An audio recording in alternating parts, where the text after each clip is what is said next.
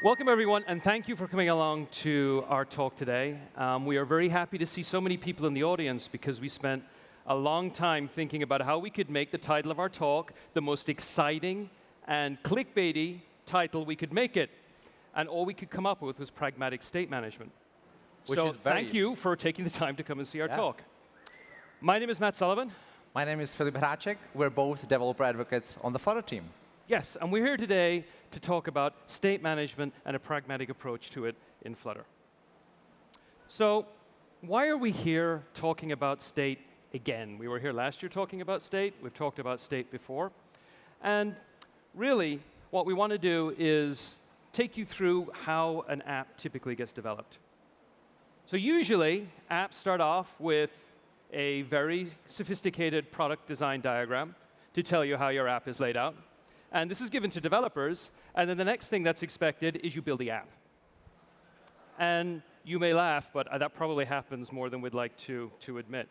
And with Flutter, that's not entirely inconceivable in that with Flutter and Flutter's way of handling composing UIs together, it's relatively straightforward to be able to build out a UI close, if not very, very close, to what your designers produce. Which is all well and good. So am I saying Flutter goes from napkin to app immediately? Well, you have this problem, which is interactivity. And how do you handle data flowing through your app, changing state, widgets interacting with other widgets? Getting this wrong at the very beginning is a very costly mistake to make.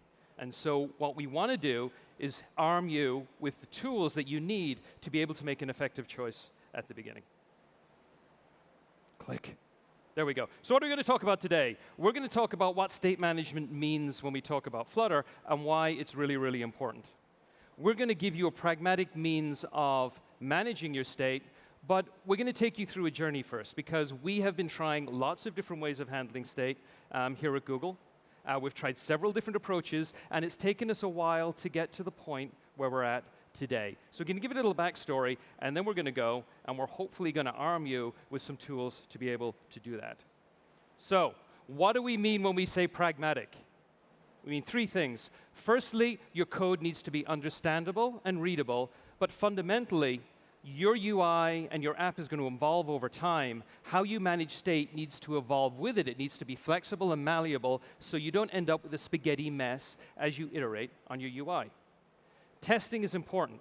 And sure, it's easy enough to test state in isolation, but how do you test state when you want to see its effect on UI and vice versa? You need an elegant and easy means to do that. And finally, there's no magical silver bullet here in terms of if you do this, your performance will be awesome every single time. We're going to talk about a means by which you can build in state that will give you good performance, but you always need to be aware of the edge cases. You need to understand where you need to look out for where this may impact your performance, and we'll talk a little bit about that. But first and foremost, what do we mean by state management? Yes. So I know what you are thinking. How can this talk get any more exciting, right? And the answer is definitions. So let's talk about state management. What is state management? Is it the UI state that you manage? Is it the business logic? Is it the network? Is it the bits on the disk? Is it the pixels on the screen? You know, if you think about this long enough, you realize that basically all of computer science is you have bits and you turn them on and off, right? So state management. So are we going to cover all of computer science in the next 30 minutes? You've got 35 minutes and 42 seconds. OK. So let's focus on what most people think about when they ask about state management in Flutter. And what they mean is, I have a widget, and I want to change its state from somewhere outside of that widget, either from another widget or from the network or a system call. So let's say we have this very simple app. It shows the pie chart, and there's a slider, right? All we want to do is change the state of the pie chart in response to something happening in the slider, right? If we look at the very simplified widget tree, we have basically only 3 widgets, my home page, and then my slider and my chart. And my slider wants to change the state of the my chart. OK, so in this next segment, Matt will pretend to be an inexperienced Flutter developer, And he will try to show you what we often see with inexperienced Flutter developers when they first approach this problem. Take it away. Yeah, this is called Matt writes code and Filip makes fun of it. So in all seriousness, I'm going to try to wire some state management together. Can we flip over to the laptop, please? And we see a lot of people make some of the mistakes that I'm going to do today. So hopefully this will be instructional in terms of some anti-patterns. And so let's look at what we have. I'm going to start running my app here in my simulator. So basically what we have is a very simple app. And it has a home page, as Filip pointed out. And it's got a chart. And it's got a slider. We've got some padding and whatnot and some layout. But we effectively have this. And this is great. And nothing really happens. We have a stateful widget for a slider. And all it's doing at the moment is when you drag the slider, it updates itself. And then we have a pie chart class widget here. And all this is doing is it's using a package, a charting package, which we've built in Google, to render a pie chart. And it's taking a little bit of data here. So my job is to work out how to get my slider to interact with my pie chart. So the first thing I'm doing is I'm looking at this, and I'm like, OK, well, my chart clearly needs to be stateful because I'm going to be changing it. So I'm going to go up here. And I am going to use our awesome Visual Studio plugin. And I am going to make this stateful. So that's great. So now I have state. But how do I make the states interact together? I'm looking for the equivalent of things like find view by ID so my slider can talk to my chart. But Flutter doesn't have that. So I think the best way to do this, Filip, correctly so, is I'm going to make a variable here called chart state. And that will let me access it from my slider. And then down here, what I can do is I can see that. I'm OK. I'm OK. I can make this chart state, access my state here, and then I'm just going to need to return my. So just good old global variable. It's not that global. It's very global, but OK. And I can't spell. So I'm going to save this. It's probably going to break my app because I'm changing from stateful to stateless. That's OK. I can do a hot restart. And what we have now is, OK, so this is state, but nothing's happening here. So I'm going to go over to my slider. And this is now going to get very easy because I can go, oh, I've got this unchanged. It's setting state for the slider. I can access my chart state. And I can just call set state here because this makes sense. And what I can do now is I still have access to my chart. Now, what I haven't done, and I forgot to do, is now that my state is going to change, this needs to be a var rather than a final. And I can access this. And then all I need to do is use a simple helper function that we have to create data. And look, I can pass in my value. And I can save this. And we'll do this just so that all my state is wired up. And lo and behold, I mean, that's a few lines of code. It's working really nicely. So I think that, what are you laughing at? Yes. OK. Let's figure out what different things are wrong with this example and with Matt's approach. OK. Let's go back to the slide. Thank you for being very instructional. Thank you. OK. So let's call this Matt approach. Just from now on, in general. If I see hashtag Matt approach. Yes. So first of all, Matt was strongly coupling a widget, right? So my slider knew a lot of things about my chart, and that is not very scalable if you have a larger app, right? Secondly, Matt was globally tracking state, which is never a good idea. It's never a good idea, especially for unit testing. But in this case, for example, if you had two my charts, then they will somehow be synchronized in terms of like what they show. So not a great thing. And then lastly, we are calling set state from outside the widget, and that is really bad idea because good luck figuring out what exactly changed your state from where, and secondly, you could even actually crash your app. So let's not do that. So never trust a line of code I ever write is I think what you're trying to say. Yeah. Yeah. What Matt was doing is he was actively fighting the framework instead of letting it help him, right? So what do we mean by letting it help him? First, you need to realize what all declarative frameworks have in common. This thing. UI is a function of state, right? So in our case, the pixels on the screen or the layout is the state, the current state of your app run through your build methods. Your build methods declare, that's why we call it declarative, they declare this is what the screen should look like at any given moment, given any given state, right? So that makes it very easy and very predictable, and you have only one code path to every screen. That's what's great about state management in declarative frameworks. You can see UI is on the left-hand side of the equation, which means no UI changes other UI, right? No find view by ID or anything like that, unless you do something like Matt did. OK, so what does it look like in the widget tree, right? We need something some state that will be approachable or accessible to both my slider and my chart. So we do something that we call, in any declarative framework, lifting state up. So we lift state up, and we have a model that's called my schedule in our case. And it's just something that's we attach to my homepage, because that's the only common ancestor in our case to both my slider and my chart. And then when the user taps the screen, my slider sees that tab. And instead of going to my chart directly, it goes to my schedule. It asks for my schedule and tells it, hey, you know what? I was tapped, and this value changed. And then my schedule is responsible for notifying its listeners. So it notifies my chart, hey, something changed, and my chart redraws. And then it actually goes down to my slider as well and says, hey, this thing actually changed, and then it changed to my slider, right? So that's it in the nutshell. But that is theory. And we're talking about pragmatic state management. So what does it look like in code? A lot of people are asking, hey, so what package should we use, right? So let's give you a little bit of history of state management approaches at Google for Flutter. So one of the first ones was something called scope model. It is still heavily used. It's very simple. It's basically a direct translation of what I just told you into code, right? So you have some model at the top, and then you have descendants, and these descendants are notified whenever the model is changed.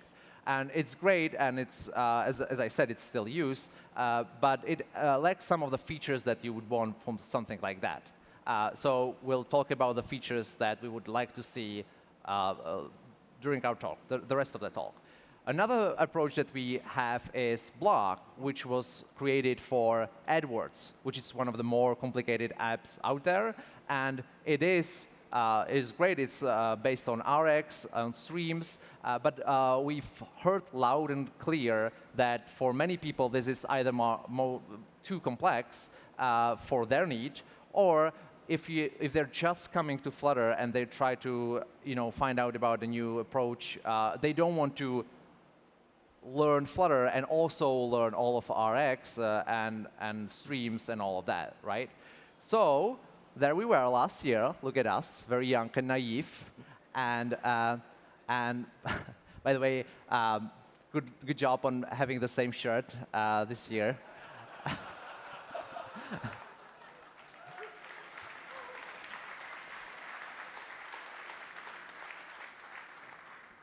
This is my favorite shirt.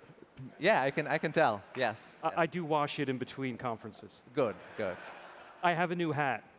Yeah. Thank you. I have a new hat. Cool. So we could say that you managed to change the state of your hat at least. I'm not sorry. OK, so here we were, and we were thinking, OK, let's do. It would be great to have some state management approach that is closer to scope model, but has all these features that we would love to see. And lo and behold, the community came and said, you know what, Package Provider. Package Provider is a community-based effort. It was mostly built is mostly built by Remy Rousselet. Thank you. We're using it internally at Google. And it is very close to scope model. It is very close to what I just told you. It just has some nice bells and whistles that we are going to talk about soon. So in this next segment, Matt will vindicate himself from whatever that was the last time he coded. And he will use not scope model, but provider to build the app again. So if we could switch to Matt's screen again. please. Vindicate myself. OK. So what you saw before via the magical power of Git did not happen.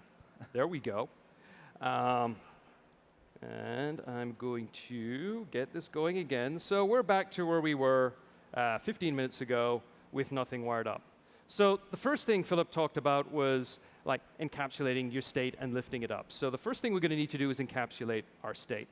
So what I've done here is I have this very simple class called mySchedule. And you'll notice that it has a mix-in with and Dart. Let's just mix in other classes. And this is a change notifier. And what is this magical change notifier? All it does is it adds listening capabilities to my schedule. So now we get add listener, remove listener, dispose, and hey, I can notify listeners when things change. I have my state in here now, which is still our double. Doesn't have to be a double. It could be a lot of complex state. We only need double here. And I have a getter, and I have a setter, and the setter calls notify listeners so that things know when things have changed. So that's all I have. First thing I need to do is, where am I going to stick my state? Lift it up. So I'm going to lift it up. So I can see here my chart needs to access it, slider needs to access it. I could put it a column, but I'm just going to stick it up here above scaffold. So how do I put this in? Well, I'm going to wrap this in a new widget. And I'm going to use a change notifier provider from the provider package, which will provide a change notifier up and down the tree. This takes a child, so already have that, and it also, we need to provide it with the actual state object. And I can do that very simply by creating a builder. And this builder is going to take context, because they nearly always do. And I'm just going to instantiate an instance of my schedule. So now I've got some state in a tree, which is great, but how do I access this state? So let's take a look at slider. I need to wire slider up to my new state, and there's a couple of ways of doing it. So there are two ways. You either can use the consumer widget, yes, or provider.auth. OK. So let's use provider.auth. I'm going to get access to my schedule by calling provider.auth. Then I'm going to tell it what type I'm looking for. And I'm going to give it the context. And so at this point, this is going to go up the tree going, where's the first instance being provided of my schedule? And it's going to provide me with that. Does what it says in the tin. Then what I can do is instead of tracking my state now through my stateful widget, I can simply do schedule.state management time. And then to update it, I can, because this is a closure which gives me a value, I can do schedule.stateManagementTime equals value. I'm going to save that, and let's get rid of this, because this is distracting. And you'll notice that my state still works. Let's prove that by doing a hot restart. You'll notice that my state still works, but I'm no longer tracking it in this stateful widget. In fact, I could change my slider now to a stateless widget because it doesn't actually need to track its state itself. So this would simplify right down to the build method. Now, I need to wire in my pie chart. So I could do provider.auth again, but let's do it slightly differently. This time, I'm going to use the consumer widget, consumer. Again, tell it what you're looking for. And this time, this is going to take a builder, which is going to provide a few things. The builder is going to give us a context. Most importantly, it's going to give us access to our schedule object. It takes an optional child, which we're not going to use. And that's it. So now I'm wired in, and instead of having my hard-coded series list, what I can do now is I can use my helper function to access my schedule.state management. I'm going to save that, and if I've done this correctly, there we go. So all wired up. Am I thus vindicated? Yes, I think you are. Vindicated. Thank you. There we go. Back to slides, please. So fun fact, we actually had our own package, kind of like Scope Model version 2, and then we released it earlier this year, open sourced it, everything, and then we realized Provider is actually much better. So we're using Provider instead. So don't use Provide, use Provider. OK. And what we want to point out here is that like we don't want to reinvent the wheel every single time. We're much happier working with the community to build these things, and now we're working with the creator or provider to extend it further. And so why build it ourselves? We're more happy to deprecate our own stuff. Absolutely. Yes. So pie charts and sliders are cool, but let's talk about a more real-world approach, right? We have this app, which some of you may have interacted with here at I/O. You can, if you haven't, you can go to the sandbox and try it out. It is also available on both App Store and Google Play Store, and it's also the code is available in open source on this link, right? And this app was built from the very beginning to be very live. There's a lot of state changes. There are, like, everything changes all the time and different pace. And we want to make sure that the UI reacts to these changes always, right? So the cool news is that most of it is basically what you just saw Matt do, right? So we have a consumer here of something called company, and then whenever that changes, we can do just that. So that's cool. Yeah. Oh, right, over to me. We rehearsed this, right? So does this now mean that we can go from our back of the napkin to creating our fully fledged app just by using Provider and we're done? No. No. No. And that's the rest of our talk, talking about the nuances about using something like that, hopefully to, to show you the experience that we had with Developer Quest. First is disposables. So many times your state wants to clean up after itself, right? You have like a database connection, it needs to be closed. You will create a file, it needs to be closed. All these things. So what do we do there? Fortunately, Provider actually by default is prepared for this. So if you use Provider of something like Foo, you have a builder, but you also have a dispose callback in which you can dispose of the object that you're providing. So you know that once it's not in the tree, it will be disposed of properly, right? So that's cool. It's even better if you use something like change notifier provider, because we know now that your user here is an actual change notifier, and change notifiers do have their dispose methods. So we can just call it for you instead of you giving us the callback.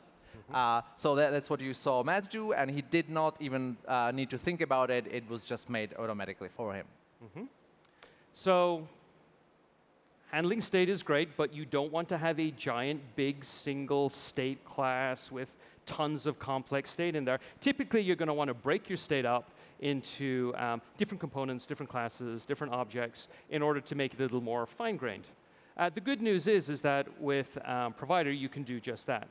So there is a handy widget called MultiProvider. And you'll notice when I was getting access to my schedule state, I was specifying the type.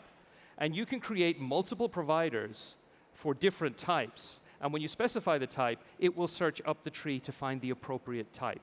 So you can compartmentalize your state into different models and be able to access them efficiently throughout the tree.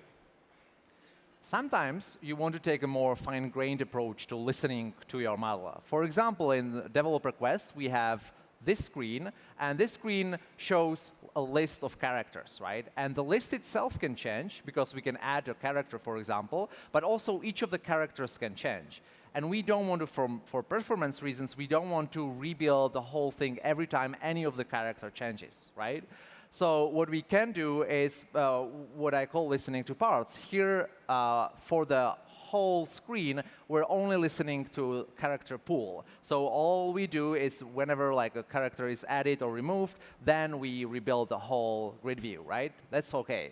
But then in each of these grid tiles, we're actually listening to that character that's shown. So if this character changes, it won't rebuild the whole screen, it won't rebuild the other characters.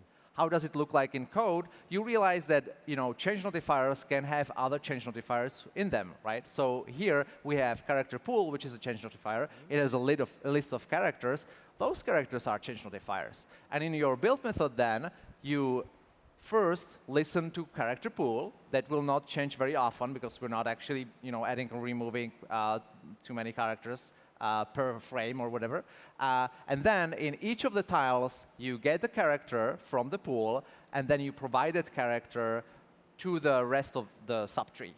So now the subtree only rebuilds when that character rebuilds and not the others. So at this point, you must think we're completely in love with change notifiers because that's all we talk about is change notifiers. I really like Provider, but I also love managing my data with streams, and I use a modified version of the block pattern. And I was a little sad. Provider came along, and I'm like, oh, change notifiers is nice, but I prefer streams. Well, guess what? There is a stream provider in the Provider package where you can give it a stream, and it will update when new data comes through. And it's not just streams, and it's not just change notifiers. You can pretty much provide anything. So for example, here, this is a very simple example where we're just providing an instance of player details, which in this case, player details once you log in don't change. And so this won't update. There's no notifications to say that it's changed. But we can provide this in our widget tree, and then any of the child widgets can access that. So change notifiers are great, but you have the flexibility to use whatever method you would like or whatever model you would like in your state. Measurement, my favorite topic. So performance measurement, right? We know about some things that we can always say about performance in Flutter, right? You try to rebuild as few widgets as possible anytime they change, right? You don't want to rebuild the whole tree. We also try to not rebuild more often than we really need to. These are all nice, but at some point you will hit the real world and then you realize that it's not all black and white. Sometimes there are drawbacks, sometimes there are premature optimizations, sometimes you just don't know what works and what doesn't. So what I'm here to say is you can use Flutter Driver, which is our automated framework that lets you exercise your app automatically, and you can use Flutter's profiling tools to get the data, and then you can actually have data on which you can base your next move. So what you see here is that's my desk, and that's one of the early versions of Developer Quest. And as you can see, it is completely automatically being played. And this is happening each version we're doing this 100 times to make sure that we gather enough data.